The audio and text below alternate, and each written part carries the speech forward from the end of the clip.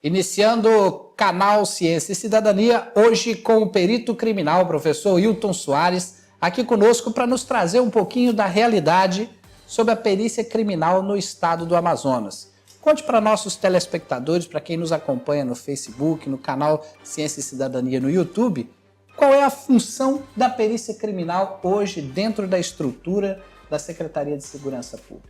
Bom, primeiro quero agradecer o convite do canal Ciência e Cidadania para que a gente possa estar contribuindo a nossa contribuição no que concerne à segurança pública.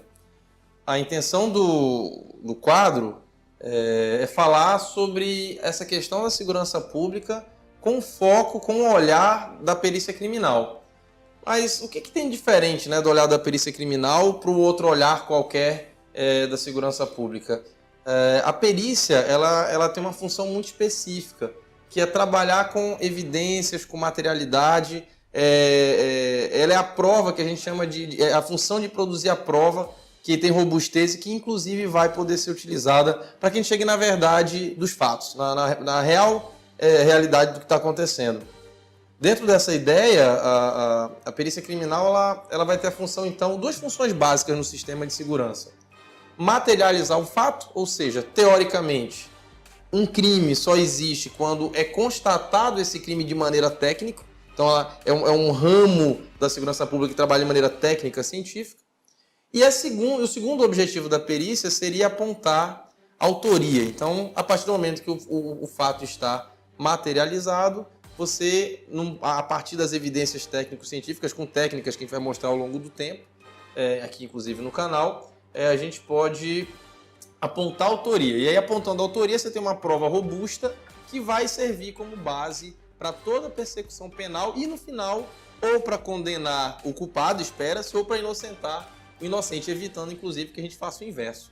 Condene o inocente ou libere uma pessoa que é culpada no sistema de segurança. Nesse sentido, você acabou respondendo para nós quais seriam as nossas duas próximas perguntas, que a gente iria falar sobre a importância da perícia e como trabalhar isso, mas a gente pode avançar agora conversando para você dizer para nós como está estruturada hoje a perícia dentro do estado do Amazonas e qual é a importância, o diferencial da autonomia pericial em relação à Polícia Civil, à Polícia Militar.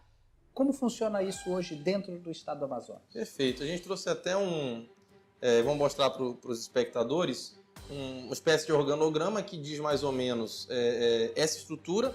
Então você tem hoje no estado a Secretaria de Segurança Pública, que estaria no alto dessa estrutura do sistema de segurança, e a Secretaria de Segurança Pública, então, ela elenca, ela está estruturando, fiscalizando, coordenando, administrando órgãos diferentes de segurança pública. Então, isso não é só a polícia, isso vai desde o Detran até a Defesa Civil, tudo que está direto ou indiretamente relacionado à segurança pública.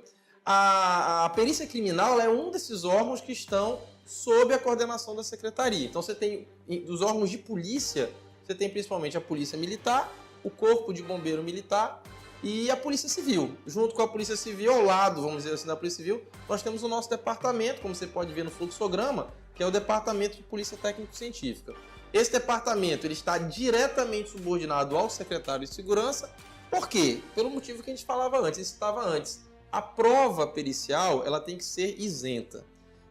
Eu não posso permitir que a pessoa para qual ou para quem há o interesse nessa prova, ela possa de alguma maneira influenciar a coleta da mesma. Então, há alguns anos atrás, criamos uma espécie de emenda constitucional, uma PEC, onde os peritos criminais eles estão subordinados diretamente ao secretário de Segurança, evitando qualquer possível contaminação da coleta da prova pericial. Então, hoje você tem Secretaria de Segurança Pública, dentro da Secretaria, a Polícia Técnico-Científica, que não deixa de ser um órgão integrante também da Polícia Civil, mas com uma subordinação direta ao secretário de Segurança. E dentro desse departamento nós temos os três institutos que são os institutos que fazem a perícia funcionar, que é o IML, Instituto Médico Legal, você pode observar o segundo, que é o II, Instituto de Identificação, e o terceiro, que é o Instituto de Criminalística. O Instituto Médico Legal, ele tem funções, cada um dos institutos com funções muito específicas. O Instituto Médico Legal faz os exames em morto e em vivo da parte médica e odontolegal. O Instituto de Identificação, como o nome diz, faz levantamentos papiloscópicos, identificação criminal, identificação humana. E o Instituto de Criminalística é o órgão que tem, onde eu estou inserido, que é o órgão que tem a função de fazer levantamentos periciais em locais de crime, seja direta ou seja indiretamente, a partir dos nossos laboratórios. Então, esse arcabouço, a gente conseguiu, depois de muito tempo, chegar no arcabouço que, teoricamente, vai funcionar melhor. Tudo de novo. O objetivo ele é muito claro. Você produzir uma prova pericial que vai permitir que você possa ter certeza de que a segurança, que a justiça realmente aconteceu.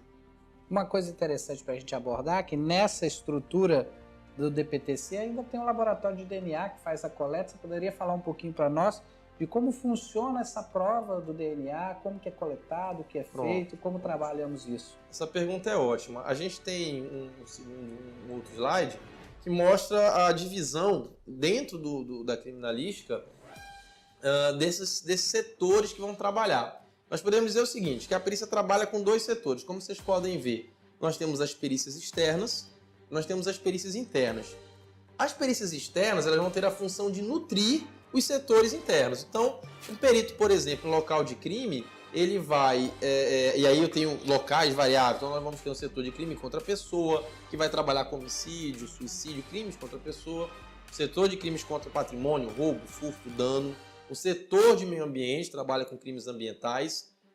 Um setor de engenharia legal, incêndio, acidente de trabalho. Um setor de acidente de trânsito.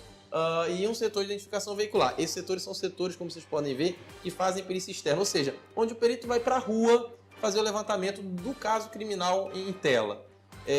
Desses setores, eu tenho evidências que são coletadas, e aí nós vamos mostrar, inclusive aqui no quadro, como coleta, que tipo de material, que tipo de equipamento a gente usa para fazer esse trabalho.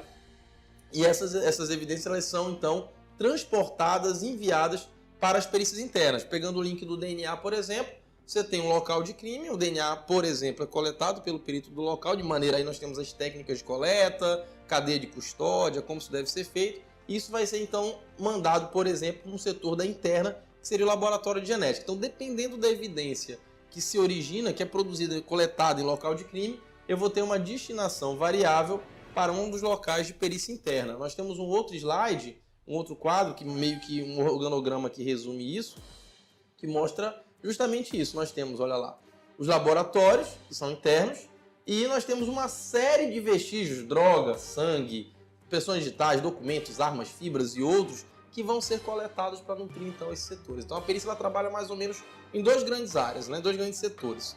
Quem vai para a rua coletar evidência, fazer levantamento no local de crime, e os laboratórios que processam essa evidência oriunda do local do crime. Então, aqui no quadro, pegando o link, então a gente vai mostrar, inclusive, isso, né? Um pouquinho, uma coisa de cada vez, nós vamos mostrar o trabalho, como é que faz o perito em local de crime, como é que é o de trânsito, como é que é o meio ambiente, como é que é o homicídio, como é que são os setores da interna, como é que os laboratórios trabalham, quem pode fazer, quem pode trabalhar, tudo isso a gente vai mostrar no quadro.